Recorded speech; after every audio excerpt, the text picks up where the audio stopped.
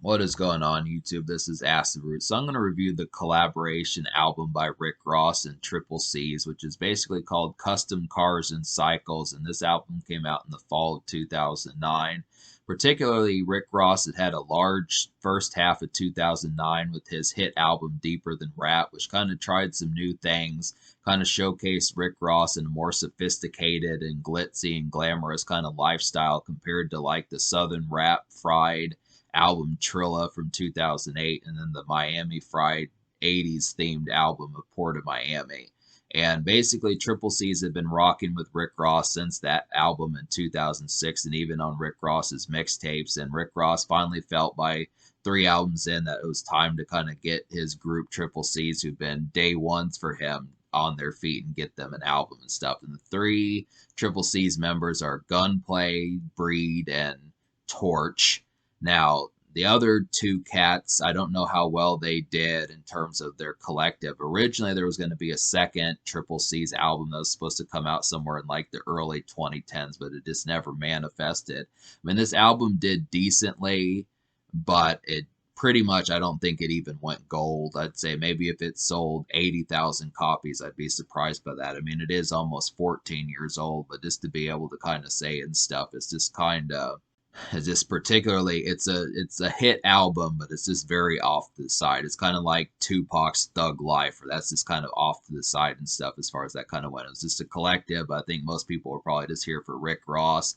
But yeah, like I was saying about the Triple C's members, Gunplay is the only real one that continued to really have like a true manifested career. It's not to say the other 2 cats weren't large, but it just seemed like Gunplay was the one that got the most shine. He's pretty much, if I had to say, I don't want to say second banana to Rick Ross, but he's the one that's probably like the second largest. Kind of like when you think of like like when you think of Lloyd Banks from G Unit, or when you think of like King Chip with Kid Cudi, or just some of those type folks. Lloyd Banks, or one of those type cats, or Proof, or Bizarre from D12, something like that. This is kind of the same concept, where Gunplay was the next one. But this album's particularly large. I definitely like the concept behind it.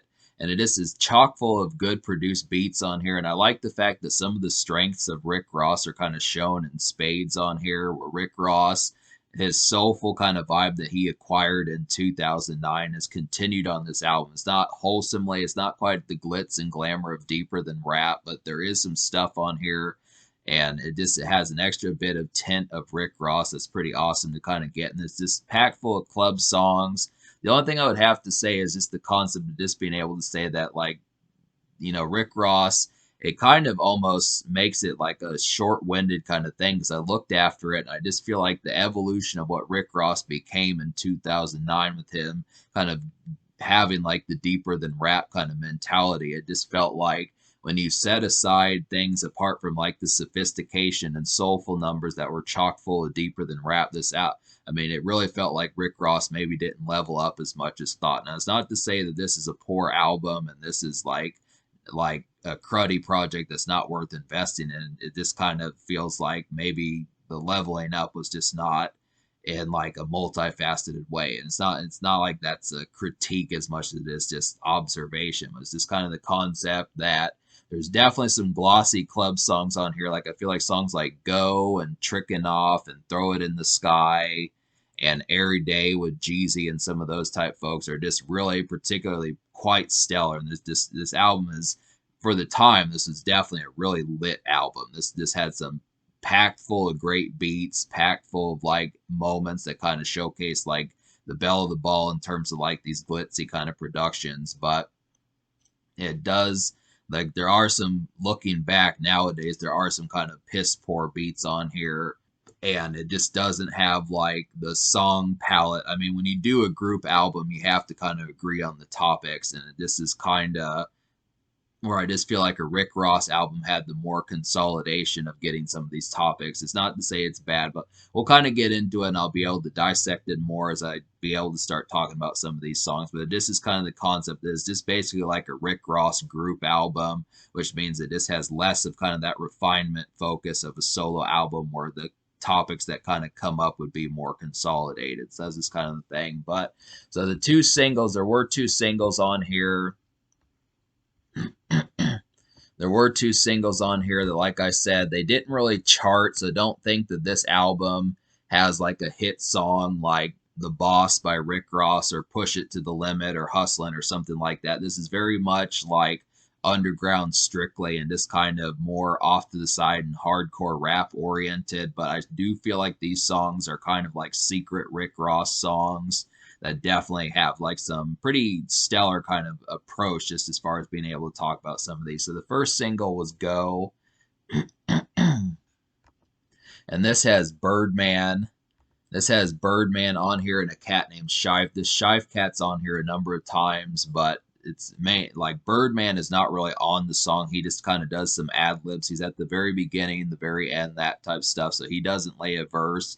If you're checking for a Birdman verse, he's not really on here. It's the four Triple C's members, including Rick Ross. That's just kind of the concept. It's just basically them.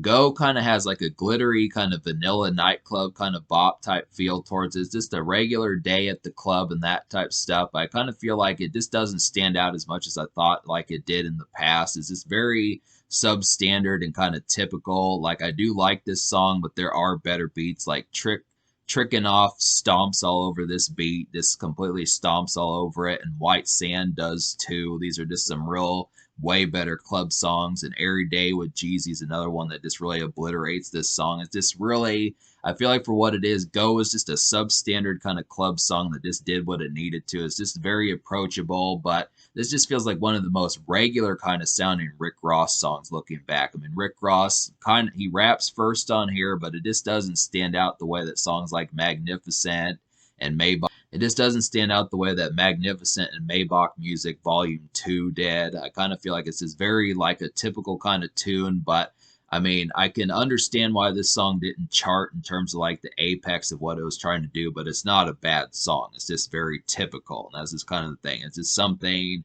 was just kind of a stock song. It just felt like they didn't really try to push this album as hard as they needed to. I think maybe if Birdman had laid a verse on here and something like that had happened, maybe it would have done maybe slightly better. But for what it is, it's a great song to kind of showcase the album, but it just doesn't add like the commercial push that maybe this album could have used. I mean, like I said, this is pretty much a hardcore rap album. This is just what you're getting going in. So just don't think that it has like the #1 and the number 15 singles and that type of stuff. But it is a good song. So it's very vanilla.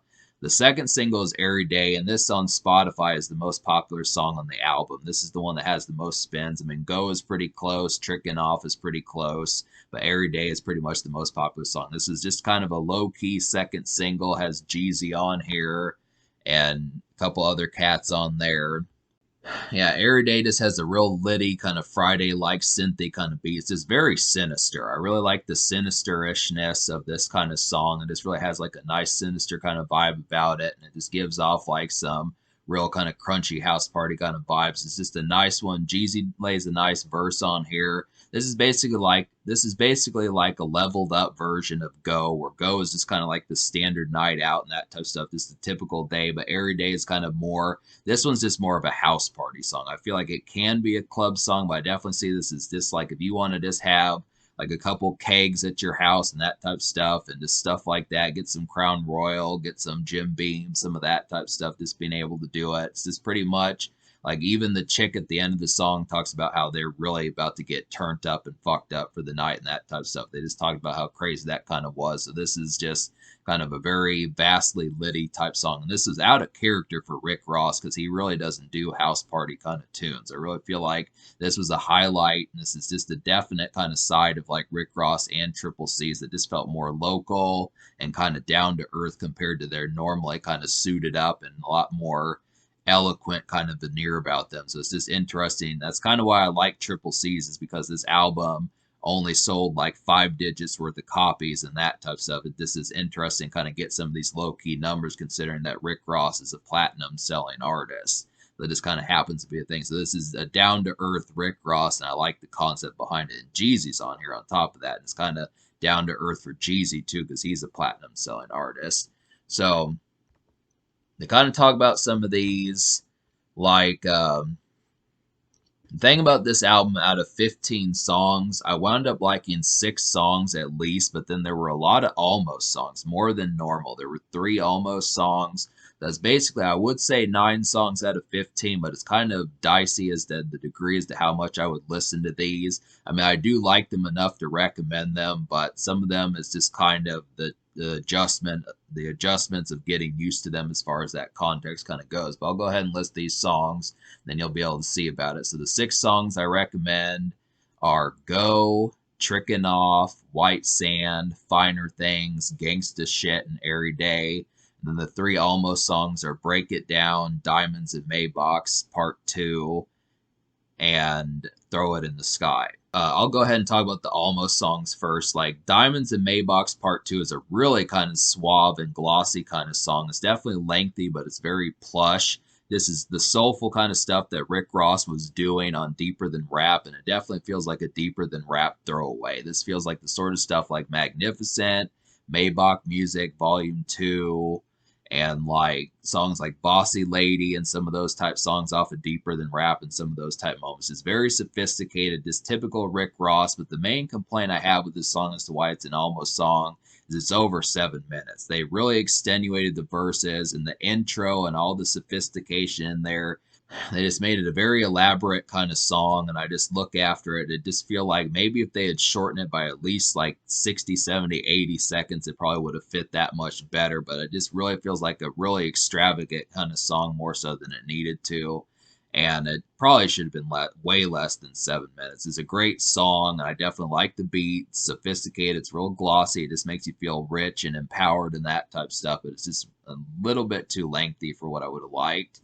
It's the same, and like another song that's very sophisticated that I like that Rick Ross did some of these was Throw It in the Sky. This is an almost song. This is a very plush, sophisticated kind of having things song. Definitely feels like you're having things, and it's a smooth song, but the gimmick gets kind of old. Like Rick Ross says, throw it in the sky a lot on this song. That's kind of the whole concept is you're just saying, blah, blah, blah, throw it in the sky, blah, blah, blah, throw it in the sky, and that type of stuff, which is fine. I mean, when you look after it, it's just supposed to be kind of an emphatic, kind of have so much money that you're just throwing it everywhere kind of song. But I do feel like the gimmick, I mean, just kind of in the context is kind of here and there.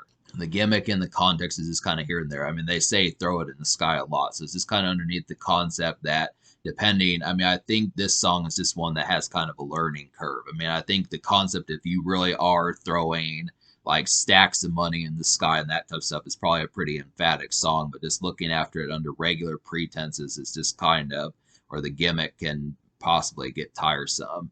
And then Break It Down is kind of like, I like this song. It has Bun B on here. I reviewed this album a few days ago. I was listening to all the songs. I kind of compiled this in a list. I don't remember why I said this was an almost song.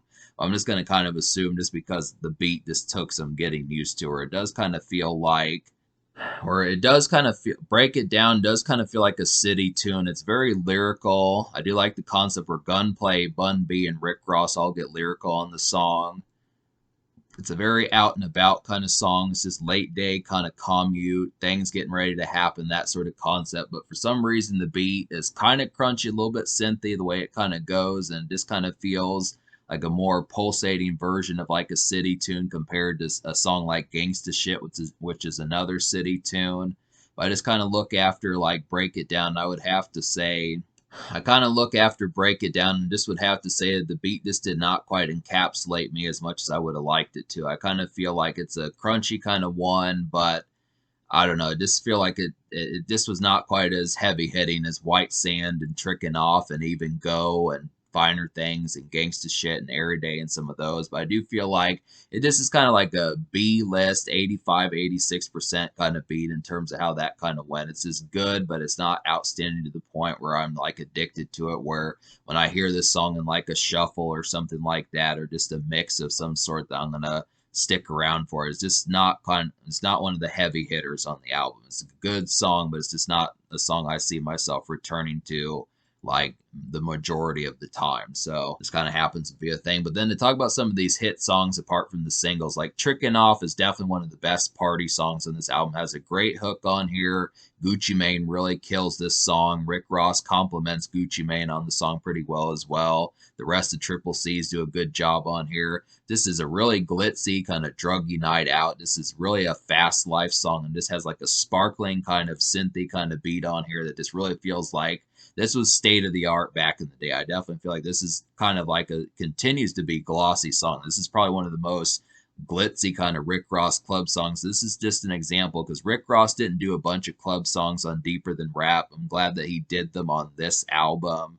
I was just kind of able to redeem that factor as far as giving off some of these kind of vibes because this is the sort of stuff that needed to be on Deeper Than Rap. This could have easily been an album highlight for Deeper Than Rap, but this happened to be a really kind of like completely sparkling kind of song that just really broke even in a lot of ways, and just having Gucci Mane on there was like the icing on the cake. So that's a nice one.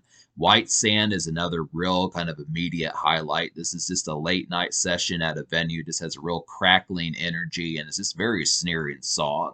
This is just kind of like a drug dealing song that just has a lot of context as far as like the quality of it. This is a real kind of sneering club type beat. It's maybe a step beneath Trickin' Off in terms of like the sparklingness towards it, but these are both like a great 1-2 punch where Trickin' Off and White Sand are just exuberant kind of songs for that sort of concept. And these are just kind of like guys night out kind of flexing kind of songs too. So these are just some real kind of pounding club songs just to be able to have. But an example of like a sophisticated Rick Ross song compared to Diamonds and Maybachs and Throw It in the Sky that just works a lot better was Finer Things. This is an excellent song. This has a real smooth sample. This is just a really kind of glossy kind of lifestyle song. And it really feels like for such a mellow summer day. This is just kind of like a breezy kind of 70-degree July day, something like that, where you're just in your car cruising around, just feeling the wind through your hair and that type stuff. Just being able to say that you're just cruising out and about and just kind of appreciating the sights, and just like the song says, the kind of finer things. This is a song for the ladies, and it's just a sophisticated song that Rick Ross is completely knocked out of the park on here. This bar for bar, this is just a great song. This is just an example of sophisticated. This is another one. Had this been on Deeper Than Rap, this would have been an easy highlight. But it's just cool that some of the Rick Ross vibes of Deeper Than Rap carried over to this. Gangsta Shit is another real nice one. This gave me NWA vibes. It's suiting that the game is on this song, just because I really feel like this is just an evening kind of city traverse kind of cut. This really has like these kind of grimy kind of keys on the song. It just really feels like a busy gutter night out at like a club, something like that. It's a real gutter nightclub kind of song. This has some dap. This really feels like a dap song in a lot of ways. Like this is the sort of song when you first show up to like a house party or a club or something like that, and you get those pounds and that dap and that sort of stuff. It's just an easy song for that sort of thing. It's a real kind of gutter night out at a nightclub and that sort of concept. Just an easygoing one. It's just a simple hit. This really, I look at that concept. It's just a real kind of grimy and gutter kind of song that just works. Really gives me NWA vibes and late 80s, early 90s Dr. Dre and DOC and Eazy-E and some of those type people. This really works as like a West Coast sound, which is surprising because these guys are from the South. That just kind of happens to be a thing. But that's basically about the concept. Just talk about those 3 almost songs and the 6 songs I do recommend. So just to be able to say like the basically 6 songs that I didn't talk about, which I just feel like some of the songs I don't recommend and didn't enjoy would just be Custom Cars and Clips was just kind of a bad intro and just really was a poor way to kick off the album. They needed something like Trickin' Off to probably do that better. We Getting It just had a real kind of clumsy beat on here. I mean, I feel like Hustler was a decent song, but I've heard this song before. I just felt like the songwriting for this, like if you listen to the game's Break Lights, there's a song he did with Akon called Street Riders, where it has Nas on there, and Akon does the hook instead of Mass Pike Miles. I just feel like that version that the game did is better. I kind of wonder why that song popped up as many times. I feel like Chicken Talking with Mac 10 and Warren G was kind of a disappointment. I mean, normally Warren G is just on some good songs and smooth songs and that type of stuff, but this West Coast kind of song was just not the proper one to kind of do. Chicken Talking just was trying to be like a brooding song that just didn't quite come off as compelling. I just really feel like it's the same thing with Yams. I mean, there's kind of like some street cuts on here that just don't quite work as well. I feel like Yams Part 2, yeah, like I feel like Custom Cars and Clips, Customized, Chicken Talking, Yams Part 2. These are just kind of street cuts on here that just don't really add up to anything noteworthy. I feel like Rick Ross definitely established like a secondary niche for Triple C's with some of these sophisticated songs. They definitely have some pretty thorough kind of club and nightclub kind of songs that work in a lot of ways, and Gangsta Shit was a nice surprise. But I kind of feel like it's good that some Rick Ross from Deeper Than Rap spilled over. That's kind of what I was talking about before, is just being able to say, when Rick Ross leveled up in 2009, it was just kind of, it's not a disappointment wholesomely, but it just really feels like it was just mainly the soulful stuff as to how that happened. But I just kind of look after it. There just weren't like other album cuts to really recommend in terms of just something clever. Like when Rick Ross dropped like Face on Deeper Than Rap or Yacht Club, we could have used some summer moments like that, like another song like Yacht Club or another song like Face or another song like Bossy Lady. Definitely some songs for the ladies should have been on here. And trying to think of some just moments like that, maybe like another 80s type song like Push It to the Limit off of Port of Miami, since Triple C's had been with them since back in 2006. But it just kind of felt like Rick Ross's bag of tricks that came from like his previous 3 albums were just not really showcased apart from like the soulful type moments. But they are on here and they do hit to varying degrees. That's just kind of the concept. So me liking 6 full songs and 3 almost songs, I'm going to go ahead and give this album like a 7.25 out of 10. I feel like that's pretty solid. It's above average and definitely has some decent gems, and definitely the club songs are outstanding. But this is kind of the concept about it. This is the things I told you about, the faults about it just kind of happened to be the thing. The social score, though, I will give an 8.5 because both the singles hit and there's a lot of good songs on here and a lot of stepping out kind of moments for having a good time. And this is basically like a secret Rick Ross album. So I just would have to say it's worth investing in if you just don't know everything about Rick Ross and want to see some more highlighted moments. But it just kind of happens to be a thing. It's a very quiet album and it doesn't have like any number ones or like any real crossover material. But in terms of hardcore rap, if you're not bothered by this being hardcore rap, this does have some good stuff on here. So that takes care of that score. So in terms of the future, like Triple C's, basically I don't think they're going to drop any more albums, but Gunplay still drops music. Rick Ross obviously does. And there is more stuff like Maybach music and some of that stuff that I'm going to get to. So there is some good stuff here, but this is definitely one to not overlook.